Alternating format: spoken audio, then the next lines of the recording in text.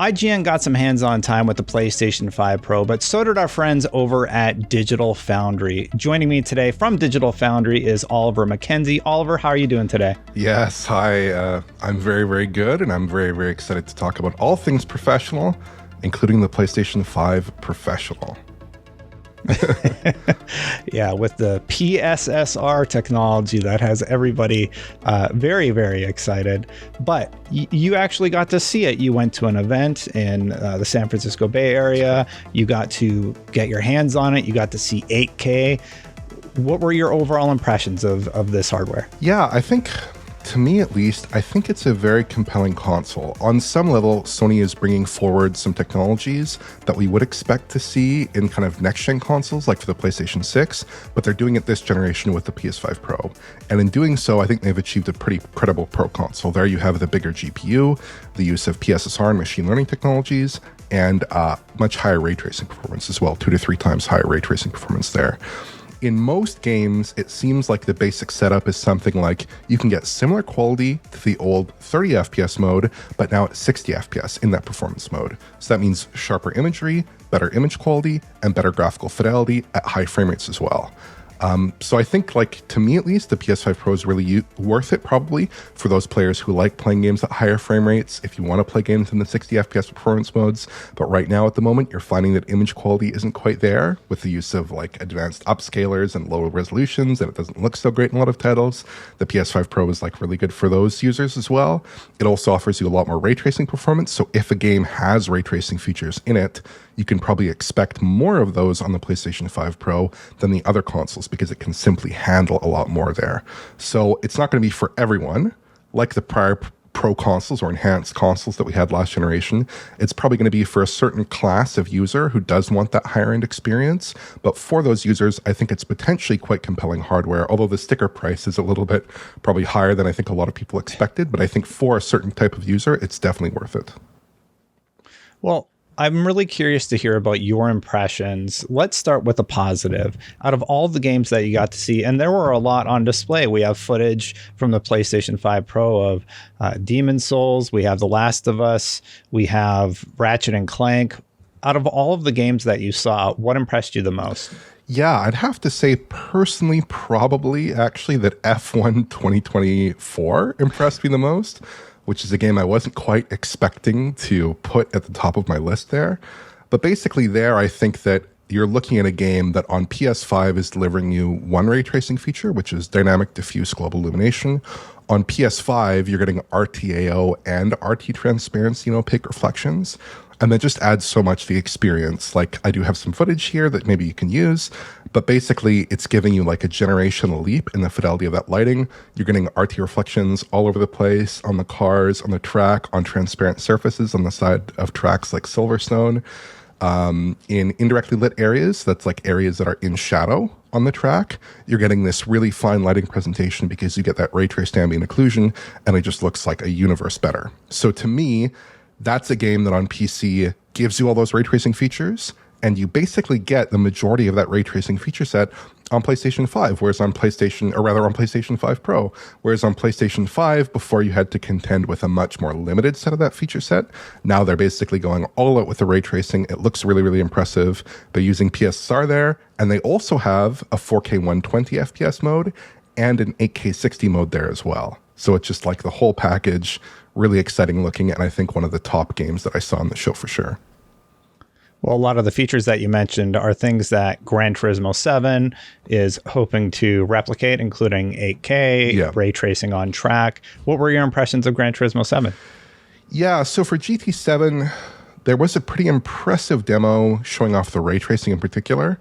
There are 2 modes there. There's a ray tracing priority mode and an image quality priority mode. And Polyphony did provide the exact same replay footage for us as well in the Sony assets that we were given. So we can actually see this exact same race playing out on PlayStation 5 and the PlayStation 5 Pro. I think with real-time cube maps, which is what they were using before, that can look pretty good, but you end up with problems where they're not quite perspective correct on the cars. They look a little bit warbled. The cars don't have self-reflections of their bodywork. Mirrors don't have accurate reflections of their environments, like the car mirrors and the sides of the cars.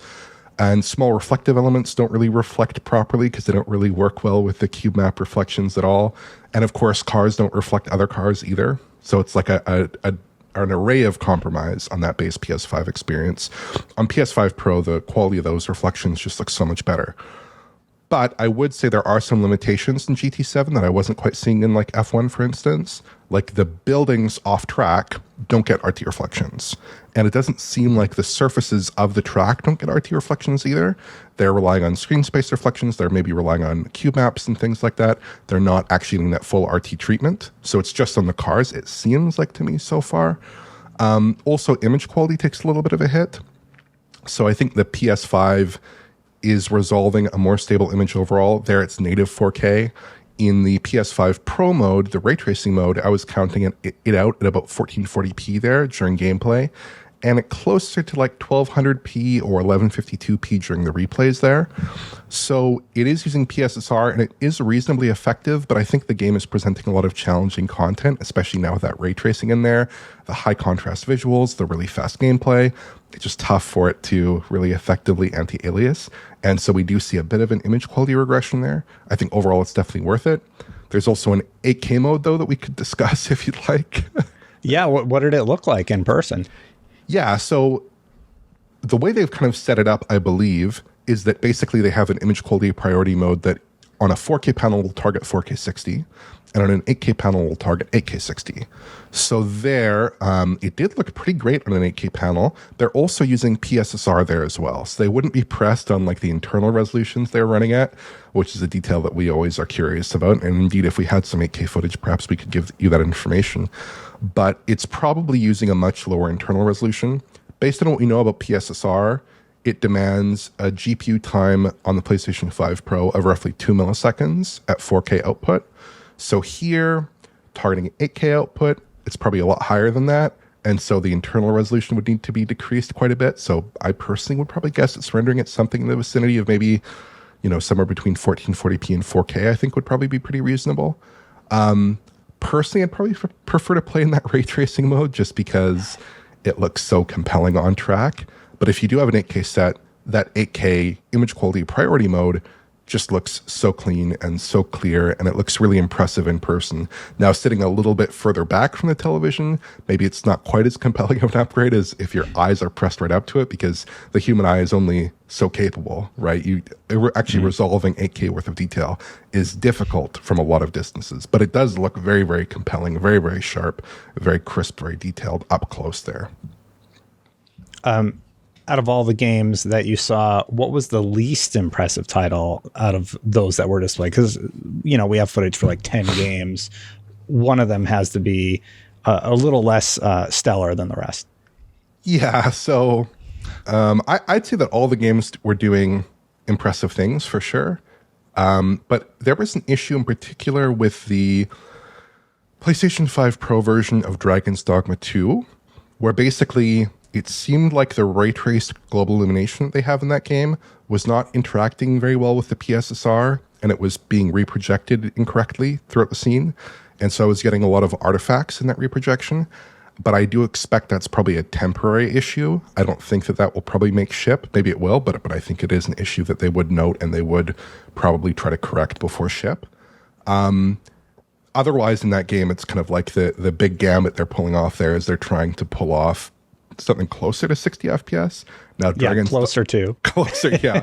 So we actually did some frame rate analysis at Digital Foundry just off the footage they provided, and we found that it was usually running in the 50s there. In person, it was running in like the 40s and the 50s in that city area, which is pretty impressive because on PlayStation 5, at least the last time we checked, and we need to check it again because they have patched the game subsequently, but it was more like the 30s and 40s. So if they are achieving that frame rate uplift relative to PS5 there, that is pretty impressive. But at the same time, Dragon's Dogma 2 is just one of those games, and Capcom has a bit of a history of this, of kind of like very high quality graphics, but somewhat inconsistent quality in terms of configuration. And then some weird issues like the fact that the city in that area, or the city in that game rather, is super, super CPU heavy and just kind of destroys modern CPUs, especially those in the consoles. So it's maybe not the ideal game to show off for PlayStation 5 Pro. They're also using PSSR there, and the PSSR looks quite good. The internal res I counted there was about 1080p, but it looks better than the checkerboarding solution they had before for sure there. So kind of a mix of good and bad stuff, but it really is just that kind of one issue that did stand out there. But all the other games I saw did not have corresponding issues. Let's say they all looked pretty consistent and good. I remember Richard had mentioned Space Marine 2 might also encounter that issue because it is so CPU heavy. Yeah. Do you think there are going to be some games that just don't quite get to that 60 mark? It is nice to see the improvement in terms of frame rate for Dragon's Dogma 2, but that was one I was kind of looking at. I don't have an analysis tool, but I can just go through and count the frames, and I'm like, it's not 60. You can tell quite quickly at any point in the video, just going through it, that it's not quite there. Do you imagine that could be a bit of a bottleneck for the PS5 Pro for some of these, less well optimized games? Yeah, I think there on PS5 Pro, the problem that you're running into, and it is a significant problem here, is that the CPU appears to be unchanged or largely unchanged. Now, it does look like Sony have opened up a certain visual mode that you can select for the developers to increase the CPU clock by about 10%. But other than that, it appears to be the same CPU as the base PS5. So basically, if your PS5 game is targeting 60 FPS, then your PS5 Pro game can also target 60 FPS. But if it's not quite there, a 10% bump in CPU clocks is probably not going to get you there, to be honest with you, right? So there is a little bit of that compromise there where you're probably going to see the same sets of compromises on PS5 Pro. The one other issue there potentially is with games like Space Marine 2 that are very demanding on the base console as well, and they aren't quite being brought up to that higher level of refresh because not every game is hitting 60 FPS in the base PS5 already. And then also, one separate issue that could pop up in some games is that ray tracing, because of its need to create a BVH and manage all this stuff in the background for that ray tracing process, actually incurs a CPU cost as well. So if you have a PS5 game, you're bringing it to Pro, you're adding a ray tracing feature, it's entirely possible that you might have to incur an extra 20% of CPU overhead. And then in that case, you might have some issues there. So we're going to have to wait and see on that one. But at least in theory, that could be an issue potentially with some PS5 Pro games, that they're basically running the same feature set as the base console. They add ray tracing, and then they're struggling with the CPU time a little bit there. Out of the titles we were provided, a few that I did want to touch on real quick included Marvel Spider-Man 2, which I thought looked really, really good. Basically, it looked like fidelity mode running at 60 frames per second, and it looked really wonderful. Do you have any thoughts about Spider-Man? Yeah, so for Spider-Man, they showed me the performance mode, or the PS5 Pro equivalent. I think with the Sony first-party studios, they're tending to dub their new PS5 Pro modes with the suffix Pro. So it's the Performance Pro mode, I suppose, in this case. It is fairly comparable to the Fidelity mode, I would say. And I think that Insomniac's PSSR implementation in their games does look very, very good. There was some side-by-sides of the footage that we were provided that I put together, and also I saw it in person. But the PS5 Pro definitely looks a lot more detailed, less aliased, and more stable than the base PS5 footage in its performance mode. And relative to the Fidelity mode, it kind of looks similar enough. The resolve doesn't quite look the same. It looks a little bit softer, but quite detailed, and it's prone to different kinds of breakup. Like in the Fidelity mode on PS5, you see kind of a more even breakup throughout the image, whereas on PS5 Pro, it seems like you get more detail in the far distance, or more breakup in the far distance, rather, but closer to the camera, it seems to do a better job with elements like Spider-Man and not getting too much fizzle or disocclusion problems there. In terms of the resolution there, I was coming up with figures like 1152p pretty often, so it's pretty similar to that PS5 version, but it looks a lot cleaner and looks a lot sharper because they are putting GPU time into that PSSR process, so it does look quite good. They also have been tweaking it a little bit. Like they mentioned, I spoke to Mike Fitzgerald, who's the core technology director at Insomniac. He mentioned that they had removed a sharpening step they had done before, which had made the image look a little bit more aliased in some of the footage that we saw last week than it probably should have been. And they basically found with PSSR that because it's so effective at upscaling the image, they basically no longer needed that sharpening step, which is kind of like edge enhancement to bring out those details. They didn't need it anymore because they found that PSSR was so good at resolving a 4K image that they actually preferred having a slightly more stable image instead of a slightly more sharp one, basically. I love that Mike was there because, we talked to him about the Spider-Man preview. He's talked to you guys, I imagine, also. But I think that was the one thing lacking from their original presentation. It's like we really wanted to hear from the developers who are utilizing these tools and how are they using them to push it further. Like, I appreciate Mark Cerny's presentation, but I am really, really excited about this embargo because we're going to get to hear from the people who are utilizing this technology to push their PlayStation games further. Exactly. One of those games in question, Last of Us Part 2. Now, I'm pretty cynical about the remake. I never felt like it needed it, but taking a look at the footage side by side, they're actually doing some really interesting stuff with lighting. Definitely, the native resolution seems crisper. Just taking a quick look at the two scenes we were provided: Seattle day one and something near the end of the game. Yeah. What are your thoughts about Last of Us? The lighting was very noticeable looking at them side by side on my edits. Yeah. So basically, with The Last of Us, I spoke to a developer there. And basically, they're doing 3 PS5 Pro modes, although not quite in the way that you'd expect. They're doing a new PS5 performance mode, basically, a PS5 Pro performance mode. But then they're also providing you the old graphics mode and the old performance mode to look at, to kind of gawk at, because they feel confident that when you look at that new Performance Pro mode, that you don't really need a 30 FPS mode, that they're very happy with image quality in that mode. The new Performance Pro mode, they confirmed to me, is using PSSR to upscale from 1440p to 4K.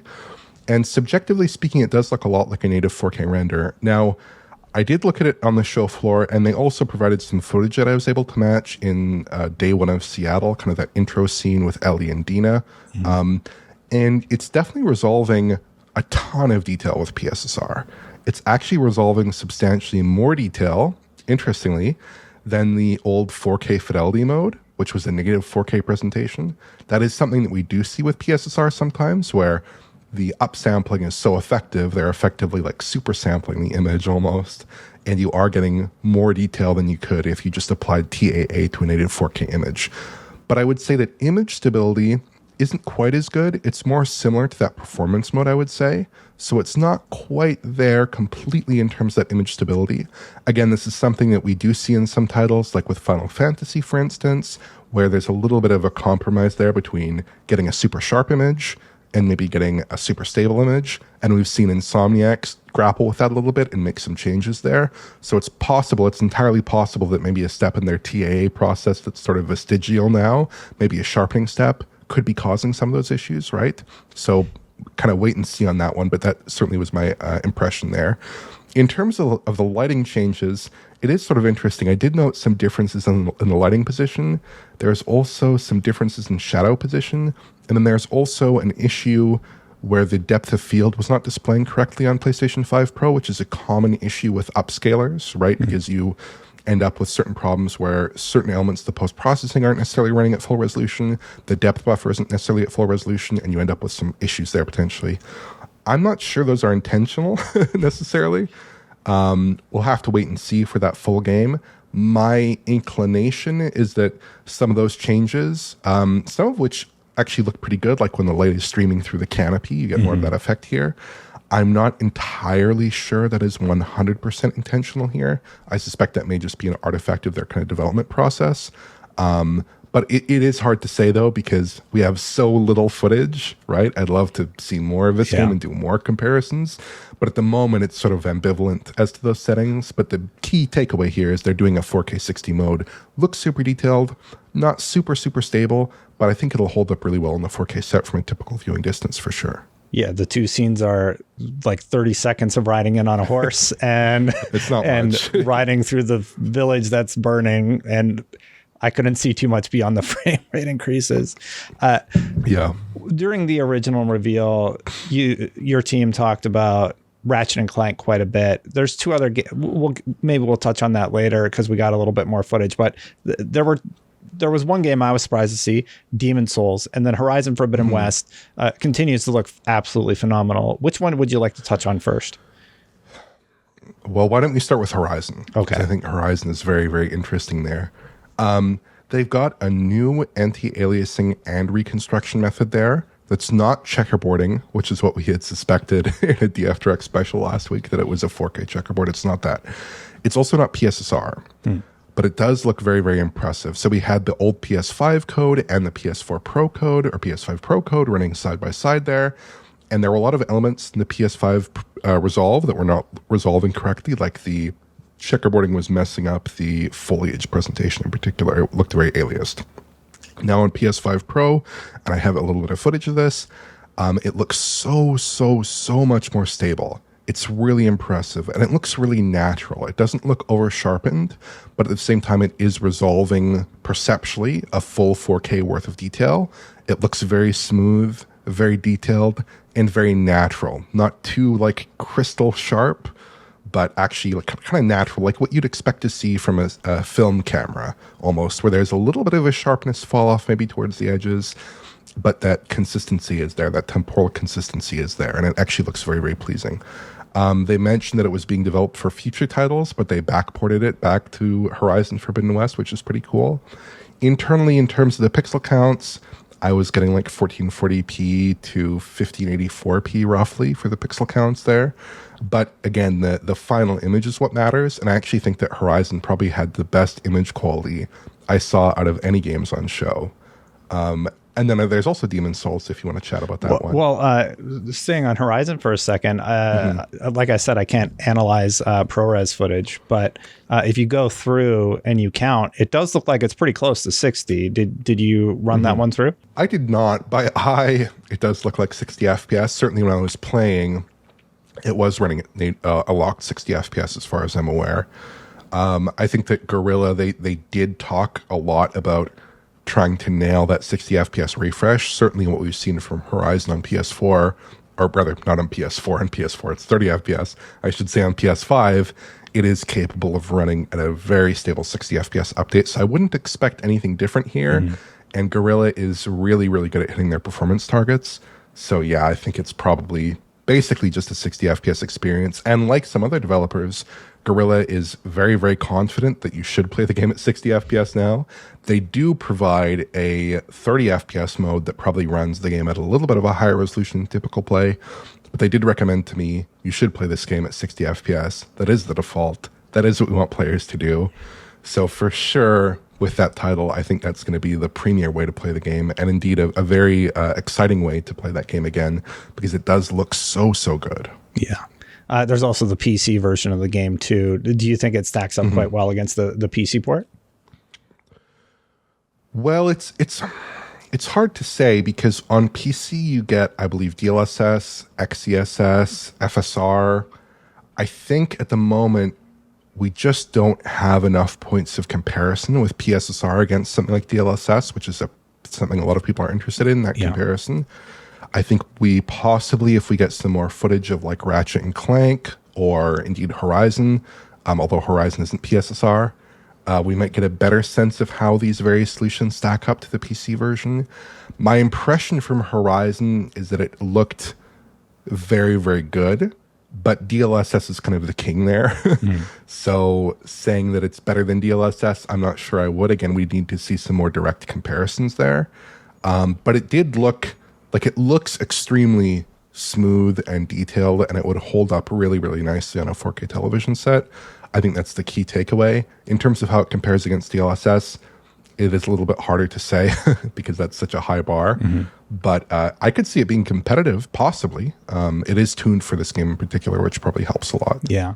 Are you still thinking that it's comparable to 4070? Granted, the fact that the 4070 is like 45% above where the GPU of the PS5 Pro would be, but in terms of technology, are you still imagining that in terms of what's available tech-wise, that it's still comparable to the NVIDIA 4070? I think it depends. I think in terms of raster performance, it probably is pretty close. But I think in terms of ray tracing, it's probably falling substantially behind, because what it appears to be on the PlayStation 5 Pro is they're still using the older AMD ray tracing model, They don't have a ton of dedicated hardware going towards ray tracing here. It doesn't seem like it to me. I could be wrong, but we've not seen the full disclosure, but I don't think there is much dedicated ray tracing hardware. They're running extensions. They're doing different things, and it is faster, but it's not a huge difference there. But also, the machine learning hardware, it remains to be seen how much of that is running on the GPU as opposed to a dedicated NPU, let's say, or dedicated like tensor cores as we see in the NVIDIA hardware there. So I think that the approach that AMD has gone with the PS5 Pro almost necessarily compromises a couple of those more forward-looking technologies relative to something like the 4070.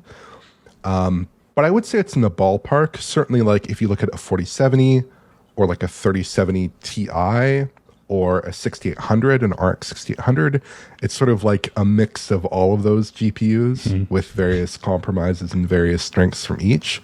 So it doesn't really correspond perfectly like with the PS5, where it was basically like an RX 6700 almost exactly, right? Minus a couple features. Very, very similar there.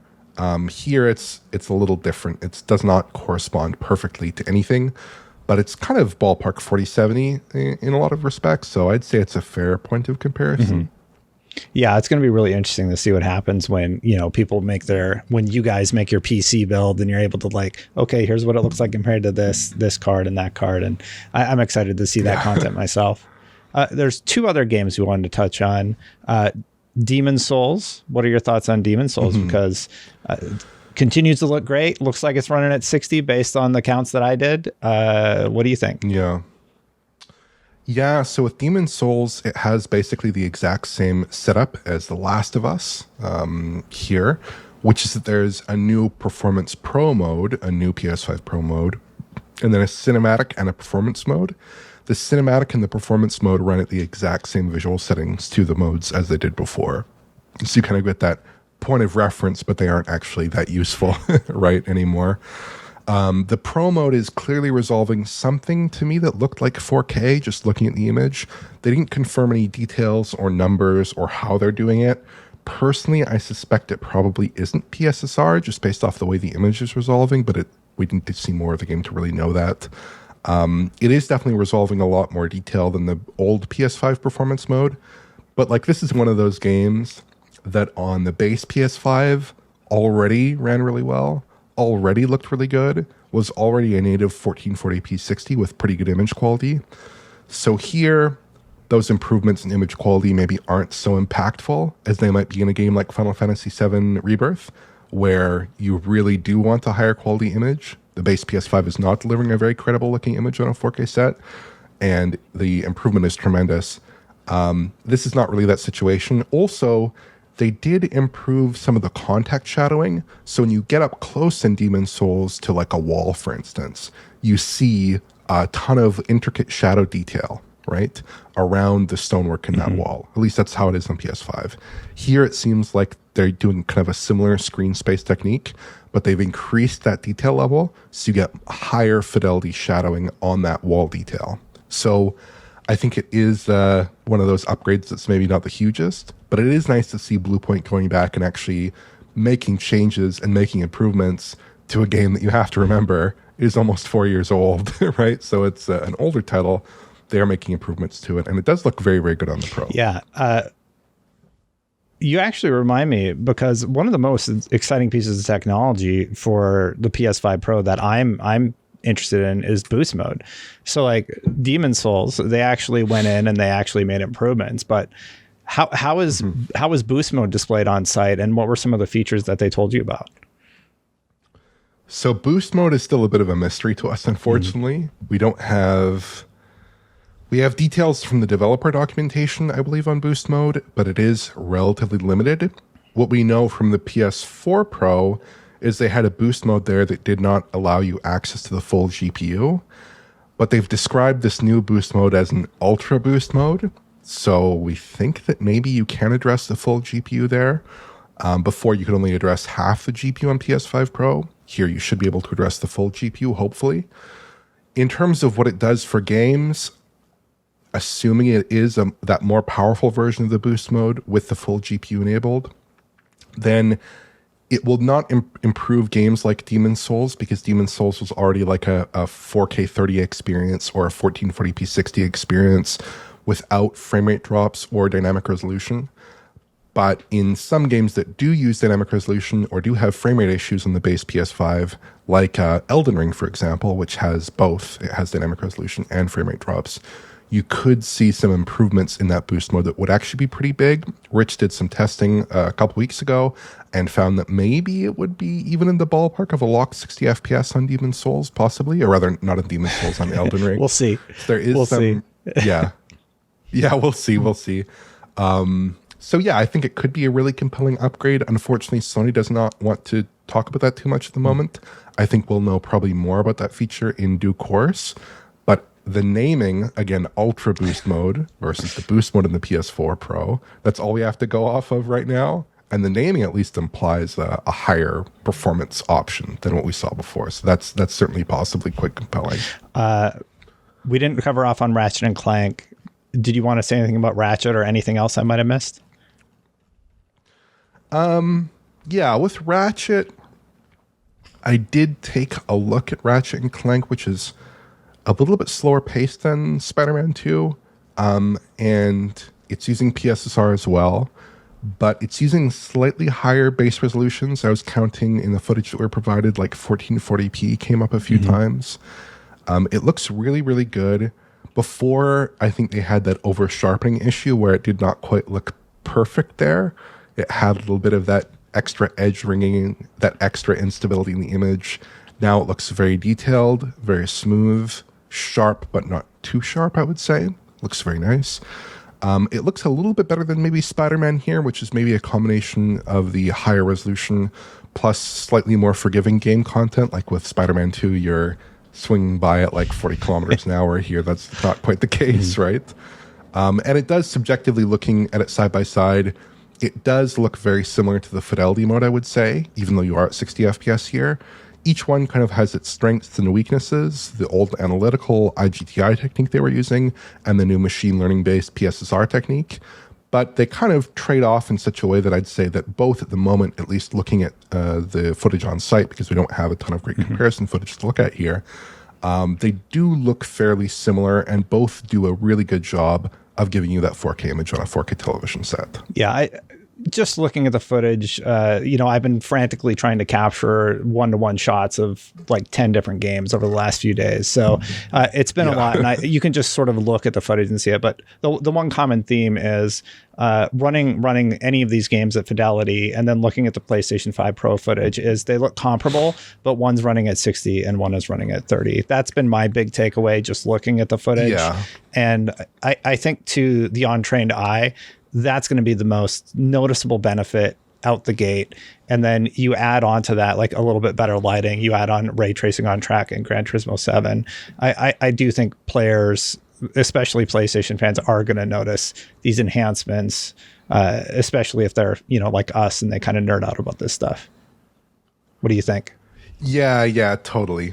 I think that big improvement, to me at least, is basically getting the fidelity mode quality level in that 60 FPS performance mode. That's really the big one to take away. And then other games are going to get these ray tracing enhancements that are quite compelling, but just getting that really high quality image that people are looking for in base PS5 but aren't getting with those 60 FPS modes, getting them on PS5 Pro is such an enhancement. And it does kind of close the gap with PC, where you are getting a really high quality image. You're also getting a pretty high frame rate. And also possibly, even in some modes, you're getting advanced ray tracing features that the consoles were not previously capable of delivering. So for those people who do want a more streamlined experience, who maybe want to play in the living room, want to play on a console, this kind of gives you a lot of that PC power in a console platform for the first time this generation. Something that can do machine learning, something that can do more advanced ray tracing techniques. That's very compelling, and I think that's fundamentally the value proposition of the console. Any final thoughts on the PS5 Pro before we go? My only thought on the PS5 Pro is I think there's an element to it which is unfortunate, which is maybe that price. But I think one problem that we're seeing, not just with console makers, but indeed across the entire industry of chip production for computers, for gaming purposes, all over the place, is that cost per transistor is not going down. So when Sony wants to make a more advanced chip for the PlayStation 5 Pro, possibly a bigger chip or possibly a pretty decently sized chip and a more modern lithographic process, they end up with higher costs. And you end up with higher costs in a lot of areas of the console as well. So I think that, like, when you look at the PS4 Pro that launched at $400, which was the launch price of the PS4, now we have the PS5 in a lot of markets increased in price relative to its initial offering back in 2020, and the PS5 Pro coming in at $700. I think that's just one of those things where that's kind of a constraint that the entire gaming industry is going to have to deal with, and we're going to have to find a way to kind of cope with that and deal with that and manage that problem, because it's a problem for everyone. But I think as soon as you kind of take that argument and understand it in context, I think you start to understand why the console is as priced as it is, and why the console possibly, even despite that price, does represent a pretty compelling option for a lot of gamers who do want a little bit of that higher fidelity experience, but on a console platform. We'll see. Hiroki Totoki, I believe, in an earnings call, highlighted that issue with hardware. And we do know fewer people are manufacturing optical drives, so there's less competition in that market. But there's one I'm not going to give them. The vertical stand. Come on. Let me at least give us the vertical stand. It's a piece of plastic. I think that, we should have gotten the vertical stand. I would have liked to have seen a SKU, a version of it with a disk drive. That's really annoying now because I need to find a disk drive somewhere, and those are sold out everywhere. So there are some really annoying things with that. And I'm not going to say that, like, the price couldn't have been lower. Perhaps it could have been. But ultimately, like, I think the value is there for a certain kind of user. I guess you have to ask yourself the question, am I that kind of user, right?